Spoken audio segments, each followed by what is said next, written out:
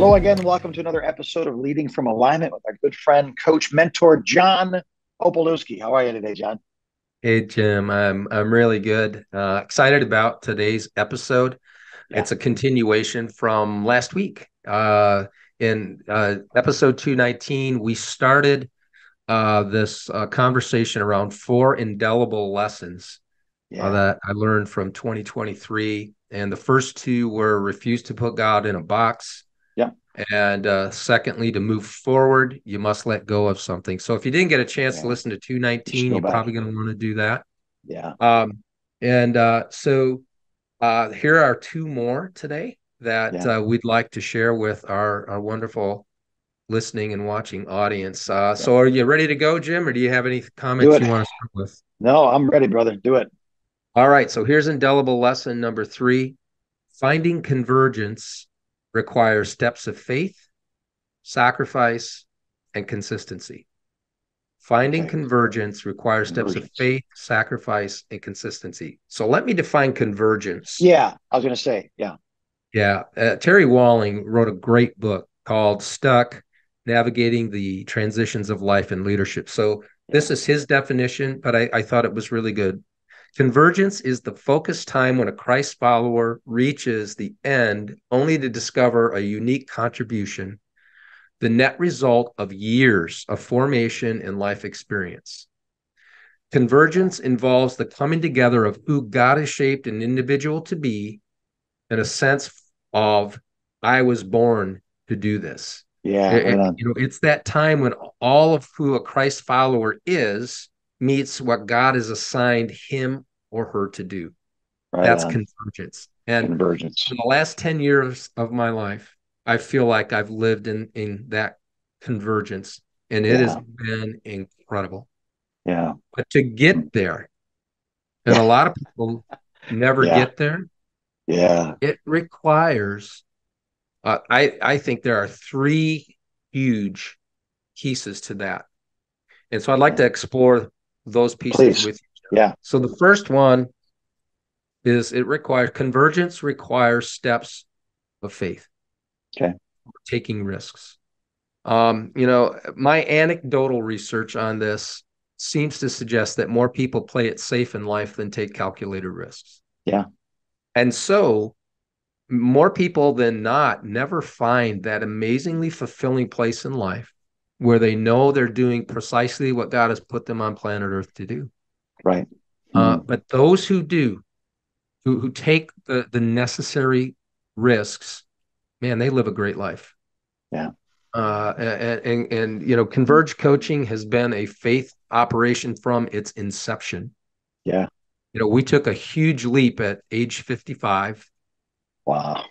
left a great paying job in the business world to Yeah. start this company, a dream, and it was a dream. I had no Yeah. idea if it was going to succeed, if we were going to survive, Yeah. and and so from the very beginning, it was risk. There was risk associated with it, and Yeah. as each year goes by, it seems like God is asking us to take more steps of faith. Right. Yeah.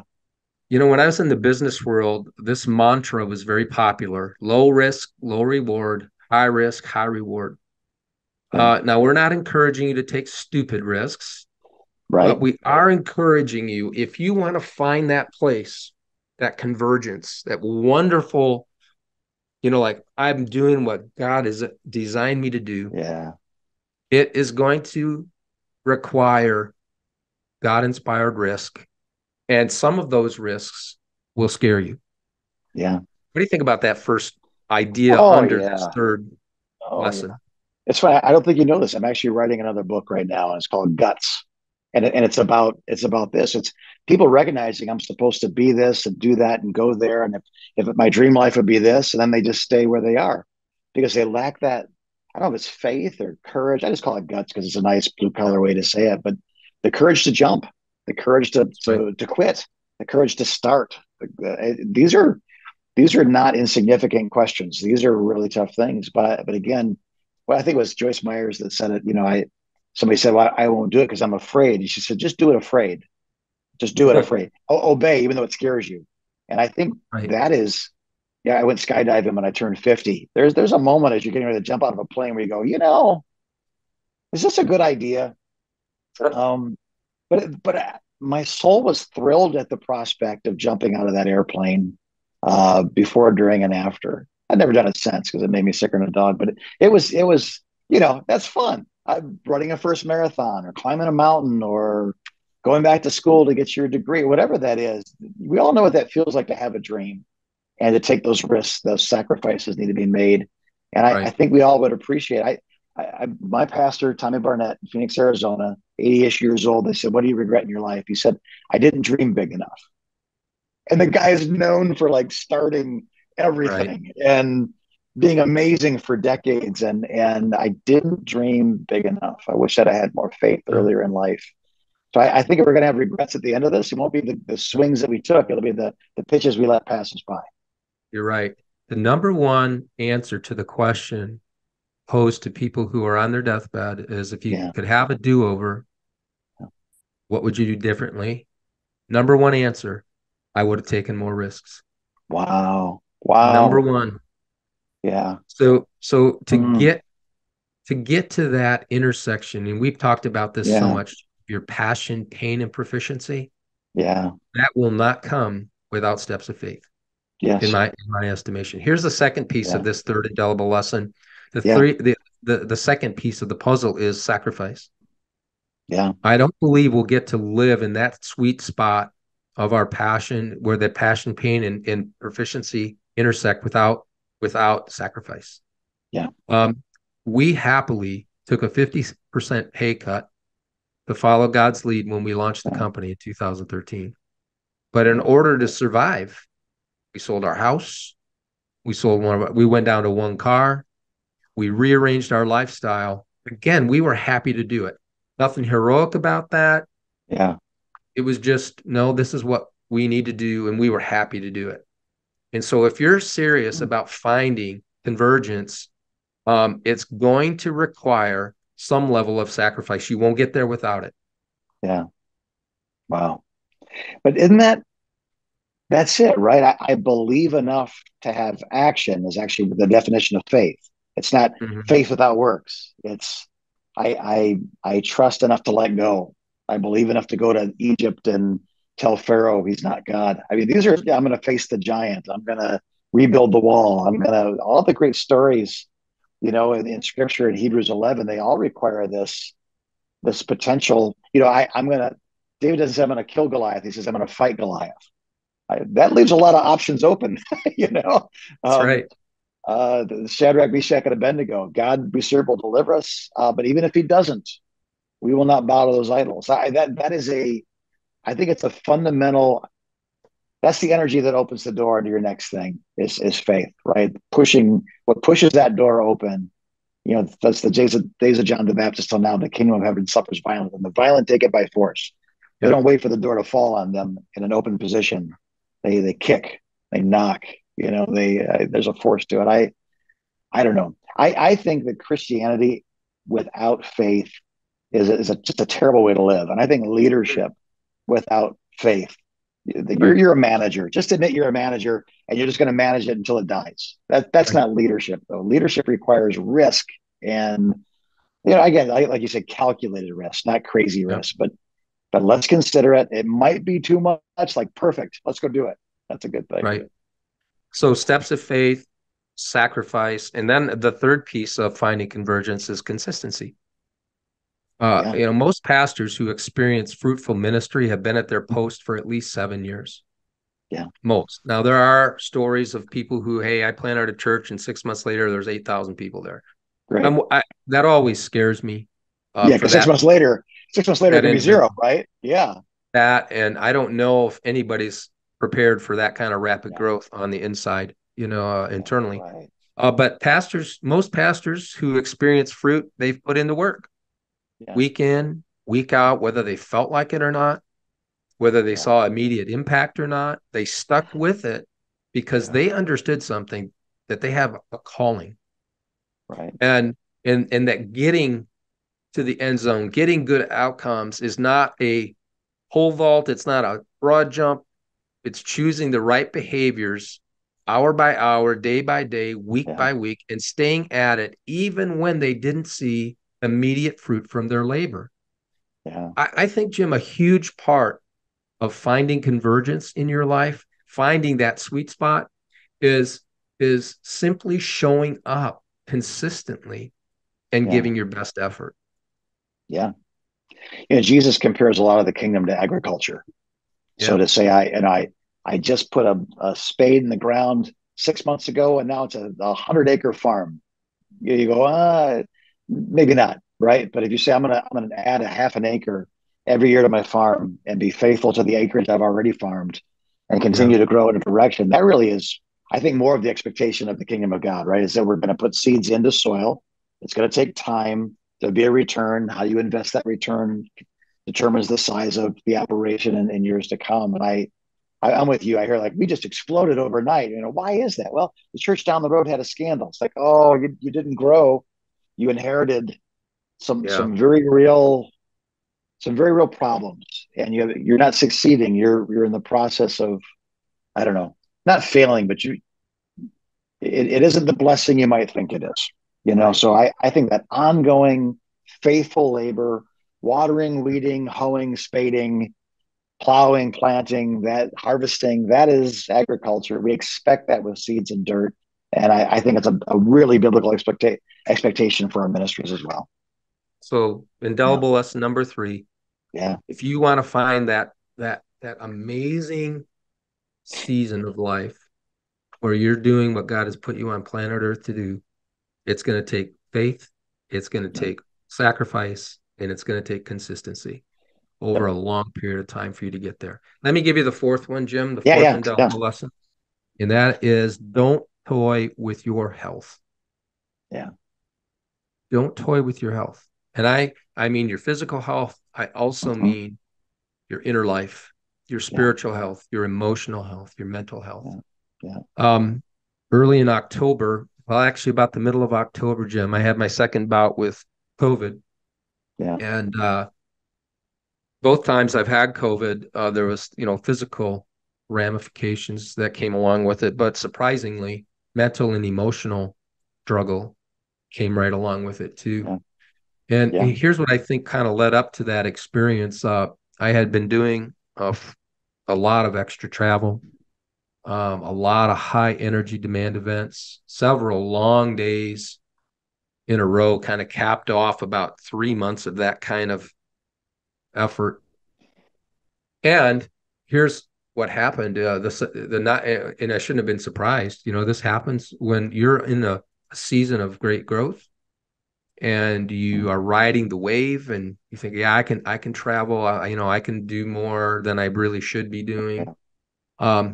Here's what starts to happen: the neglect of friendship, the neglect of fun. Listen, if you're a leader, you need to interject some fun into your life. You Yeah. stop. You need to stop and ask the Lord, Lord, help me to learn how to play again. Because I think if you learn how to play, you'll actually be better at work. Um, Yeah. but that was gone, and the things that fill my emotional tank, those activities, uh, I mean, we're not to be found anywhere on my calendar. Jim, Yeah. throughout that 3 month stretch, I was taking my day off, but it wasn't Mhm. delivering the usual refreshment that it was bringing to me. My sleep was messed up. Right. All of the warning signs that something was going on, something was wrong.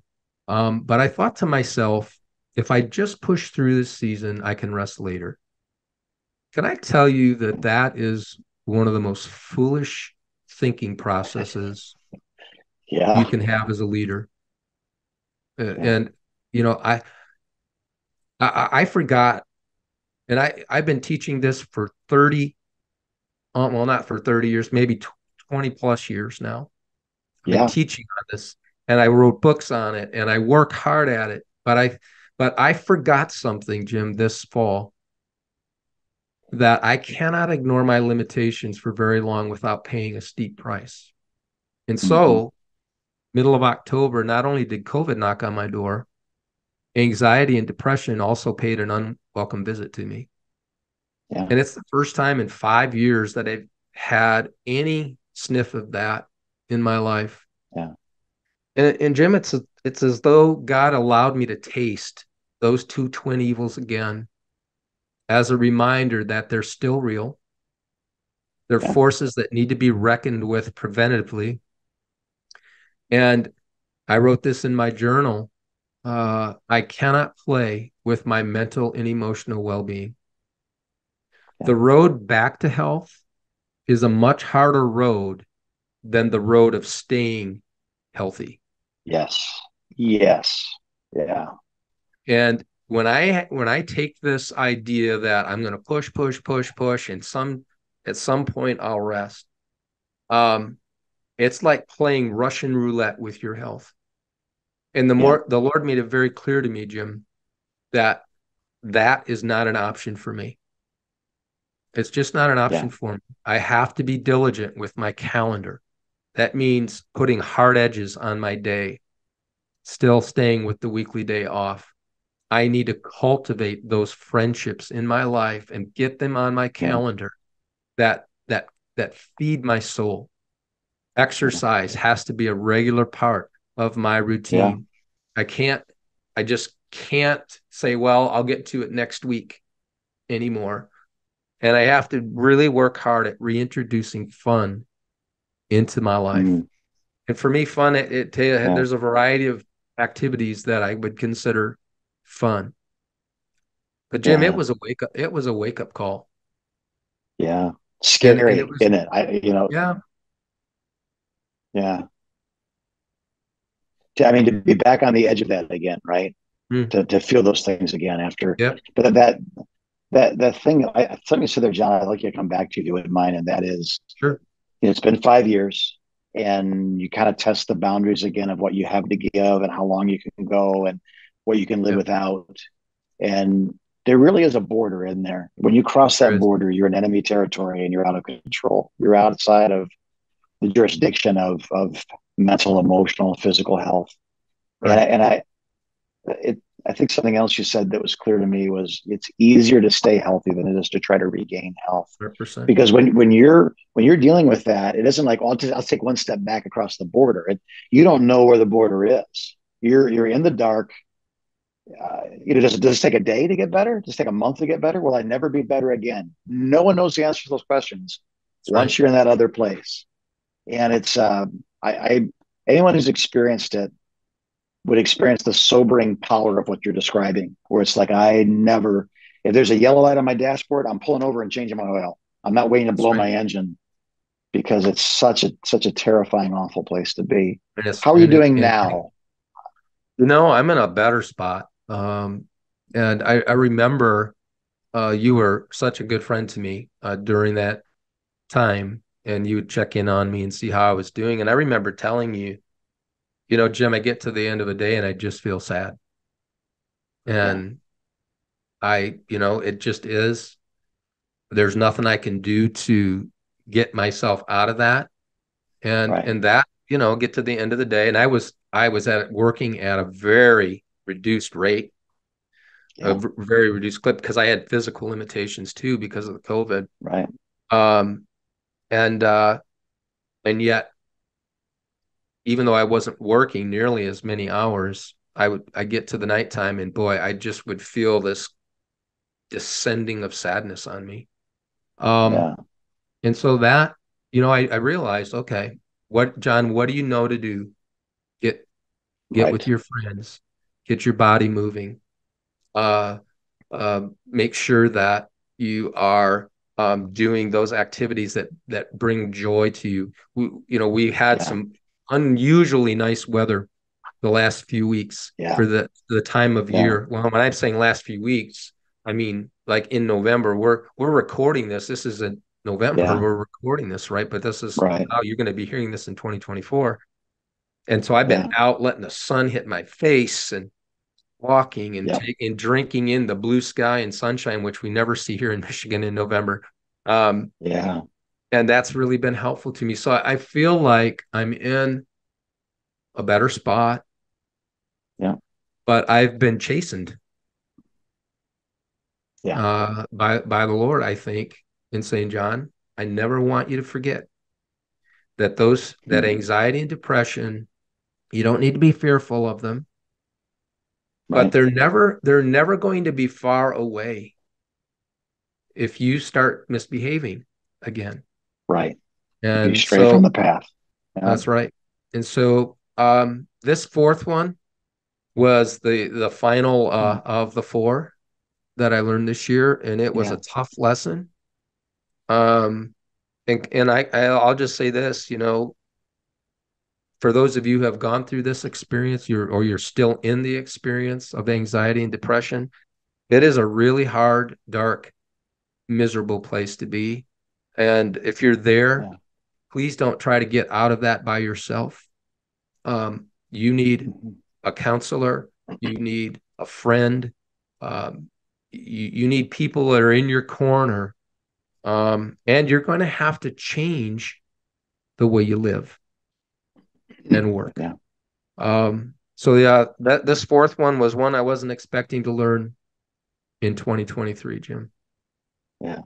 Well, and because of this, we've kind of renewed some commitment to add conversion. It's always been there, but on this Yeah. podcast specifically, for the next several weeks, you just want to give us kind of a taste of what we're going towards the next Yeah, several we're weeks gonna because of, we're gonna spend the next, I don't know, 4 to 6 weeks talking about mental and emotional well-being. We're gonna have some guests yeah, on that are people that have been there, done that, and yeah, some who have chronicled their journey in a book. But we're going to yeah, focus, and we're going to take as much time as we need. We might do 2 months.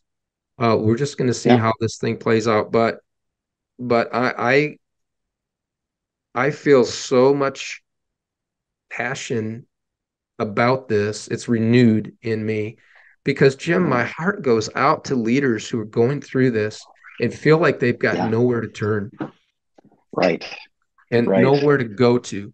And the truth is, you do have places to turn and you do have yes, places to go to. And yes, so we are going to rev up that engine and we're going to spend an adequate amount of time because I feel that in order for you to accomplish everything you want to accomplish in life, a great marriage, being a great parent, being a good friend, being a good leader is going to require you to be well, yeah, not just physically well, which is important, right, but on the right, inside that you are healthy yeah, and you are well. And so, yeah, we're going to do that uh, right on, over the next 4, 6, 8 weeks. right We on. want to make Long as sure it takes, right? that's right. We're going to just be as thorough as we Yeah, can with this because Jim, it's just been reintroduced to me how important this is. It's not a game.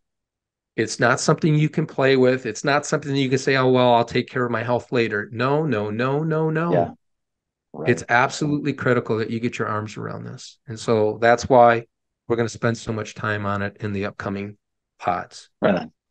I look forward to it. And I know that I speak for the audience as well, that when you talk about mental and emotional health to leaders, you're not quoting somebody that, some Greek philosopher from 1,000 years ago. You're saying last Tuesday, or in the last 10 years. And I think because of that, you bring such an authority to it. So, and I say this too to those that are watching and listening, people that are going through things right now. The holidays, as you listen to this, are over with. These long, dark days of winter in Yeah, Michigan, specifically Montana, Idaho. That northern hemisphere. We don't see daylight during office hours. I mean, if we work all day, we come to work in the dark, we go home in the dark. That's hard.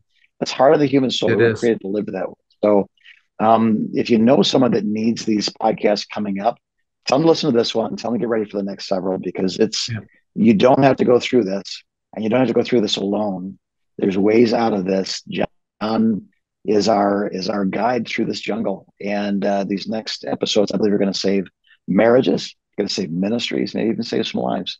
And so that is our prayer. So don't let it be a secret. Let the world know that somebody you trust is talking about something that people need to hear. So, any closing thoughts, John, or was that our closing thoughts? Now, let me just wrap it up by reviewing these Yeah, four indelible lessons from yeah, 2023. Refuse to put God in a box. realize to move forward, you're going to have to let go of something.